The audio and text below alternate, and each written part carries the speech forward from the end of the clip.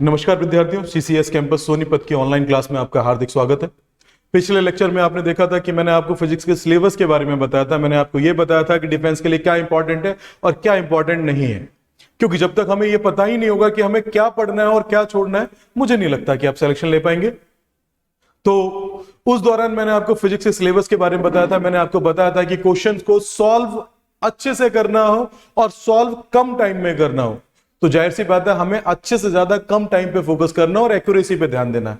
चलिए, वो हमारे लास्ट लेक्चर की बातें थी। अगर आपने नहीं देखी है तो मुझे लगता है कि आपको देख के आनी चाहिए।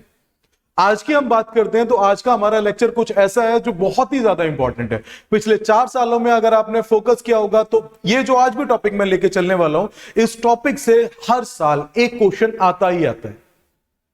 आप माने या ना माने, लेकिन एयरफोर्स और नेवी बिना इसके पेपर बनाता ही नहीं है। चाहे आपके कितने भी सेट हो, पर हर सेट में इससे एक क्वेश्चन बनता ही बनता है। तो इसको मैं 2 या 3 सेगमेंट में इस वीडियो को आपके पास प्रोवाइड करूंगा। ठीक, मैं चाहूंगा कि आप जैसे प्यार देते रहे वैसे ही प्यार देते रहे, अपने दोस्तों के साथ लाइक शेयर करते रहे। क्यों? क्योंकि ये आपके प्रॉफिट के लिए है, आप इससे कुछ सीखें। चलिए बात करते हैं। तो क्वेश्चन मैं आपसे पूछना चाहूंगा, क्या सूरज से हमारे पास सिर्फ प्रकाश ही आता है? क्या सिर्फ लाइट ही आती है? चलो दूसरा, हनी भी है, मधुमक्खी है, वो अपना खाना ढूंढ रही है। तो क्या वो खाना हमारी इस नॉर्मल रोशनी में ढूंढ पाती है, या वो किसी और लाइट का यूज करती है, किसी और स्पेक्ट्रम का यूज करती है? चलिए, आप अपने किसी फ्रेंड को कॉल कर रहे हैं या अपने किसी दोस्त को कोई एसडी में मूवी शेयर कर रहे हैं, तो क्या आपके मोबाइल से वो वेव निकल के दूसरे मोबाइल पे जा रही है? धरती पर हर वक्त प्रेजेंट है ना? आप किसी को कम्युनिकेट कर रहे हैं, तो क्या आपके मोबाइल से वो रेडियो वेव्स निकल के दूसरे के पास जा रही है, धरती के पास है ऑलरेडी? तो हम इन्हीं चीजों को जानने की कोशिश करते हैं। सबसे पहले तो हम यही जानने की कोशिश करते हैं कि भाई लाइट है क्या, कलरफुल है या कलर नहीं है। और इसी के ऊपर आज का हमारा टॉपिक स्टार्ट होने वाला है। और इस टॉपिक का नाम है, मैं फिर से बोल रहा हूं स्टूडेंट्स, अगर नहीं है तो अपने दोस्तों के साथ शेयर भी करो और इसको पढ़ते हुए चलो। इसका नाम है EM वेव, इलेक्ट्रोमैग्नेटिक वेव। चलिए, तो हम पढ़ने जा रहे हैं कौन सा टॉपिक? EM wave. और 110% इससे क्वेश्चन बनता ही बनता है। तो जरा हम देखते हैं कि इस टॉपिक में क्या क्या है। स्टार्टिंग करते हैं। हमारे पास एनर्जी का एक ही सोर्स है, हमारे पास एनर्जी का एक ही सोर्स है। नेचुरल सोर्स जो है उसको हम जानते हैं जिस रूप में, उसका नाम है सूरज, सन। ठीक, अगर ये सन इतना बड़ा है तो नो डाउट धरती शायद आपको दिखे भी ना, इतनी बड़ी होगी। पर फिर भी हमें थोड़ा बड़ा लेके चलना पड़ेगा। ये धरती माता है हमारी, और यहां पर धरती का भाई मुंह बोला। बचपन में तो ये भाई था, मामा ही लगता था हमारा, चंदा मामा। ये चंदा मामा। और हमारे पास एनर्जी का जो आने का सोर्स है वो क्या है? सिर्फ सूरज है। चलिए, यहां से अब कुछ क्वेश्चन बनना स्टार्ट होते हैं। पहले तो आप इस बात को समझिए कि बहुत पुरानी सभ्यताएं हैं, वो अपने अपने टेक्स्ट देती हैं। जैसे कि हम हिंदू सभ्यता को फॉलो करते हैं, तो हमें पता है कि हमारे में, हमने बचपन में सुना था कि धरती जो है शेषनाग के फन पे टिकी हुई है, या गौ माता के सींग पे। शेषनाग के फन में आते हैं तो हम बात करते हैं कहीं ना कहीं लिक्विड की, कि पूरा यूनिवर्स जो है वो लिक्विड का सागर है। जैसे कि यूपी में एक जगह है सोरो, जहां पे कहा जाता है कि भगवान विष्णु ने बड़ा अवतार लिया था। क्यों? क्योंकि धरती डूब रही थी, उन्होंने धरती को निकाला था। तो इसका सीधा सा मतलब कहीं ना कहीं हम वाटर से कनेक्ट करते हैं। वैसे अगर कुछ सभ्यताओं की बात करें तो वो सभ्यताएं कहती थी कि पूरा ब्रह्मांड ईथर का तालाब है, और उस ईथर के अंदर ये जितने भी प्लेनेट सिस्टम, जो भी सोलर सिस्टम है, ये पूरा का पूरा रोटेट कर रहा है। बाद में हमें पता लगा ईथर जैसी कोई चीज नहीं होती है, ये काल्पनिक या हाइपोथेटिकल चीज होती है। तो मेरा क्वेश्चन यही है कि अगर मैं इस यूनिवर्स की बात कर रहा हूं तो ये पूरा यूनिवर्स क्या है? ये पूरा यूनिवर्स वैक्यूम है। वैक्यूम, हिंदी वालों निर्वात।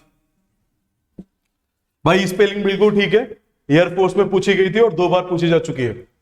धरती और सूरज के बीच की दूरी को, धरती और सूरज के बीच की दूरी को एक एस्ट्रोनॉमिकल यूनिट कहते हैं, एक खगोलीय इकाई। धरती और सूरज के बीच की दूरी को एक खगोलीय इकाई, एक एस्ट्रोनॉमिकल यूनिट कहते हैं, जो 14 करोड़, मैं बिल्कुल ठेठ देसी भाषा में लिख रहा हूं, 96 लाख किलोमीटर होती है। ठीक, अगर हनुमान चालीसा को पढ़ते हो तो उसमें आता है जुग सहस्त्र योजन पर भानु। जुग सहस्त्र योजन, इनकी कैलकुलेशन 15 करोड़ के नियर अबाउट आती है। 15वीं सेंचुरी के करीब लिखा था किसने? तुलसीदास जी ने। पता नहीं उनको कैसे ये पता था, बट 14,96,00,000 को ओवरऑल देखोगे तो ये 15 करोड़ किलोमीटर के नियर अबाउट ही बैठेगा। चलिए फिर से मैं पूछता हूं, एस्ट्रोनॉमिकल यूनिट किसे कहते हैं भाई? धरती और सूरज के बीच की डिस्टेंस को। एस्ट्रोनॉमिकल यूनिट किसको मापने की इकाई है जी? डिस्टेंस को। दो क्वेश्चन यहां पे क्लियर हो गए। कितना डाटा होता है? 14,96,00,000, अप्रॉक्स 15 करोड़ किलोमीटर। ठीक, ये डाटा वेरी करता रहता है, हर किताब अलग अलग दे सकते हैं।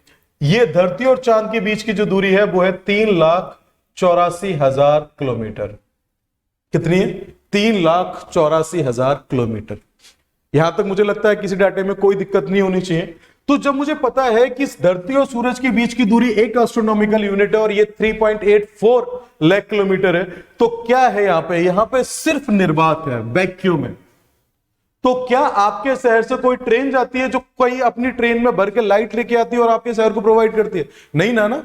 तो सूरज से हमारे पास रोशनी आ रही है, ये रोशनी जिस फॉर्म पे आ रही है उसको हम बोलते हैं बेटा हिंदी वालों विकिरण। एक ऐसी किरण जो हमें बीमार कर दे, या इंग्लिश में रेडिएशन। सूरज से आने वाली परावैंगनी किरणें, एक्स रेज, ये क्या करती हैं? हमारी बॉडी को हाई एनर्जी होने की वजह से कैंसर कर देते हैं। सीधे से याद रख लेना कि वो किरण जो बीमार कर दे उसे विकिरण कहते हैं। नॉर्मली याद करने का तरीका है। ठीक, इसको हम बोलते हैं कि सूरज से रोशनी हमारे पास किस रूप में आती है जी? रेडिएशन के तौर पर आती है। किस तौर पर आती है? रेडिएशन। ये रेडिएशन सबसे तेज आता है। तो एक क्वेश्चन और बनता है कि heat transfer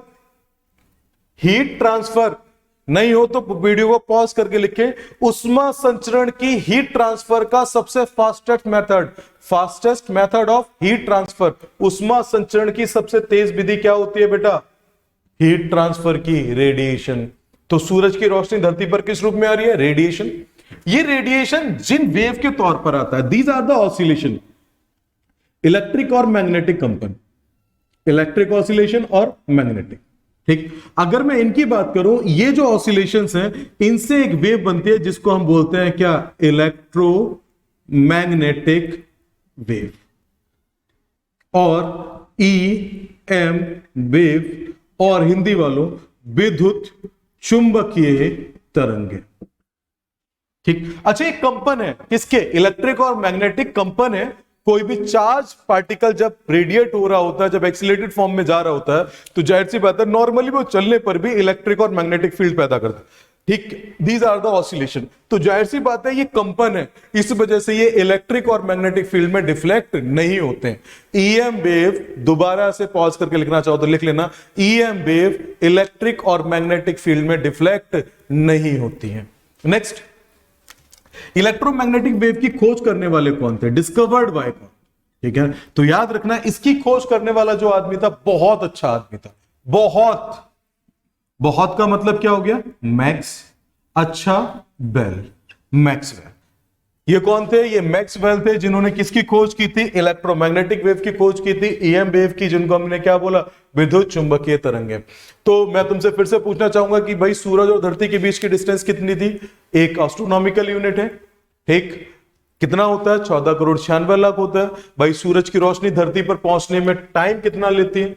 time taken by light. बेटा याद रखो ये डाटा बहुत अलग दे रखा है, 8 मिनट 19, 8 मिनट 20, 520, 500। ठीक है ना? इसका एग्जैक्ट डाटा याद रखना जो एग्जामों में सही माना गया है, 8 मिनट 19 सेकेंड। ठीक है ना? सूरज से कोई भी रोशनी धरती पर जो पहुंचती है वो 8 मिनट 19 सेकेंड में पहुंचती है, जबकि तुम्हें करवा चौथ का व्रत तोड़ने में, मतलब चांद को देखने में जो टाइम लगता है वो 1.247 सेकेंड लगता है। ठीक, जो चंद्रमा की रोशनी है वो धरती पर 1.247 सेकेंड के नियर अबाउट पहुंचती है, जबकि सूरज की रोशनी पहुंचने में हमारे पास कितना टाइम लगता है? 8 मिनट 19 सेकेंड। तो अब हम बात करते हैं किसकी? EM वेव्स की, कि सूरज की रोशनी धरती पर आती है वो किसके लिए आती है? EM वेव के तौर पर आती है। EM वेव को हम अपनी नेक्स्ट वीडियो में डिस्कस करेंगे।